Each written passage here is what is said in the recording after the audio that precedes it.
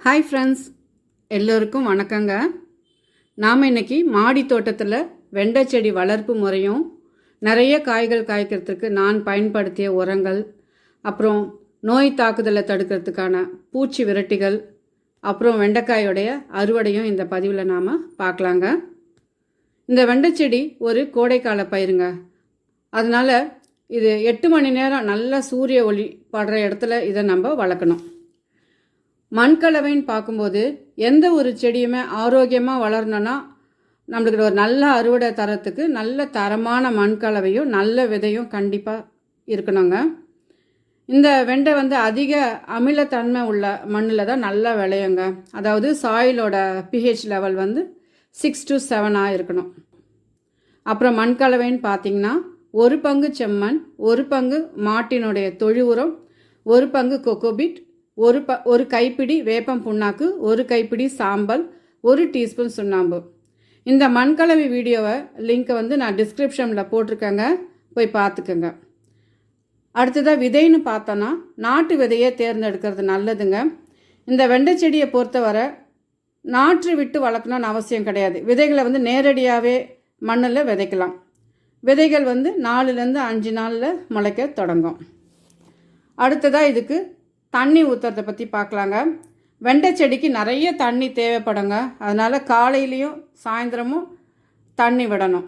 மண் காய விடக்கூடாதுங்க. தண்ணி நிறைய ஊற்றலைன்னா இந்த பூ உதிர்வு பிஞ்சுலாம் பிடிக்காது, செடியும் நல்லா வளராது. அப்புறமா நீங்கள் உங்கள் வீட்டில் இந்த காய்கறி கழிவுலாம் உங்களுக்கு வரும் இல்லைங்களா, அதை ஒரு 5 நாள் நல்லா தண்ணியில் ஊற வைங்க. அந்த தண்ணியை வடிகட்டி டெய்லி நீங்கள் ஊற்றலாம். அதில் நிறைய ஸ்ட்ரென்த் இருக்குங்க, சத்துக்கள் நிறைஞ்ச தண்ணி அது. சரிங்களா?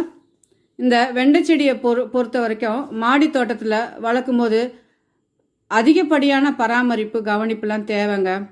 இந்த வெண்டை செடியை நிறைய பூச்சிகள் தாக்கும். எந்த ஒரு செடியுமே நம்ம தரையில் வளர்க்கும் போது அந்த செடிக்கு அவ்வளோவா நோயெலாம் தாக்காது. ப்ளஸ் உரம் தண்ணிலாம் நம்ம தரலனாலும் அது தன்னோட வேர் மூலமாக தனக்கு வேண்டிய சத்துக்கள் எல்லாம் உறிஞ்சிக்கும். இந்த அளவுக்கு பராமரிப்பு தேவை கிடையாது. ஆனால் மாடி தோட்டத்துக்கு பராமரிப்பு தேவை. இப்போது விதை முளைச்சி 3 இலை தாங்க வந்திருக்கோம். இந்த நேரத்தில் தான் இந்த மாவு பூச்சி தாக்குற சமயங்க.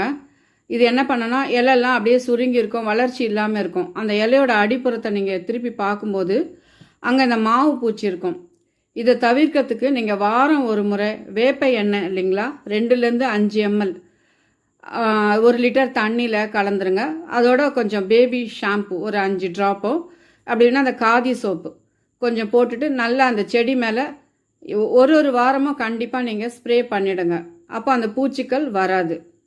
எப்போவுமே நம்ம பூச்சி தாக்குன அப்புறம் செய்கிறத விட அது வரத்துக்கு முன்னாடி நம்ம இதை தெளிச்சிட்டோன்னா எந்த பூச்சியுமே வராதுங்க, நோயும் வராது. இப்போ பூச்சி வந்துருச்சு, அதுக்கு என்ன பண்ணலான்னா வேப்பம் புண்ணாக்கு ஒரு கைப்பிடி எடுத்துக்கோங்க. அதில் 15லேருந்து 20 பூண்டு பற்கள் இருக்குங்களா, அது நல்லா நசுக்கிட்டு இது 2த்தையும் 1 லிட்டர் தண்ணியில் 2 நாள் நல்லா ஊற வைங்க. அப்புறம் இந்த 2 நாள் கழிச்சு அப்புறம் இதை நல்லா வடிகட்டிட்டு இதோட 1 லிட்டர் தண்ணியும் நல்லா கலந்து செடிங்களுக்கு சாயங்கால நேரத்தில் அந்த இலைகளோட மேல்புறம் அடிப்புறம் எந்தெந்த இடத்துலலாம் அந்த நோய் தாக்கியிருக்கோ அங்கெல்லாம் நீங்கள் தொடர்ந்து 2 நாள் தொடர்ந்து தெளிங்க. அந்த நோய் சரியாயிடும். இப்போது வெண்டைக்காய் செடியில் 30லேருந்து 40 நாட்களுக்குள்ள பூக்கள் பூக்க தொடங்குங்க. பூக்கள் ரொம்ப அழகாக மஞ்சள் நிறத்தோடு இருக்கும். இந்த பூக்கள்லேயே ஃபீமேல் அண்ட் மேல் ஆர்கன்ஸ் இருக்கிறதுனால பாலினேஷன், அதாவது மகரந்த சேர்க்கை தேனீக்கள், வண்டுகள், எறும்புகள் மூலமாக நடைபெற்றுடும். இந்த பூக்களில் நிறைய எறும்பு வருங்க. இந்த நேரத்தில் இந்த எறும்புகள் பூவையும் சேதப்படுத்தும், அந்த காய்கள்லையும் தொலைங்க போட்டு காய் அப்படியே வளர்ச்சி இல்லாமல் இருக்கும். இந்த எறும்புகள் வராமல் இருக்கிறதுக்கு நம்ம வேப்பம் புண்ணாக்கோட கொஞ்சம் வேப்ப எண்ணெய் கொஞ்சம் கலந்துட்டு அதோட கொஞ்சம் மஞ்சளையும் கலந்து, மஞ்சள் தூள் அதையும் கலந்து செடியோட அடியில் நீங்கள் தூவி விட்டுருங்க. அப்படி இல்லைன்னா 1 டீஸ்பூன் மஞ்சள் தூள் எடுத்துக்கோங்க, 1/4 டீஸ்பூன் டேபிள் சால்ட், அந்த தூள் உப்புன்னு சொல்லுவாங்க இல்லைங்களா, அதையும் கலந்து செடிகள் மேலெல்லாம் தூவி விடுங்க. அப்படி இல்லைனாலும் சாம்பல் இருக்கு இல்லைங்களா, அதை கொஞ்சம் செடி மேலெலாம் தூவினீங்களா இந்த எறும்புகள் ஓரளவுக்கு நம்ம கட்டுப்படுத்தலாங்க.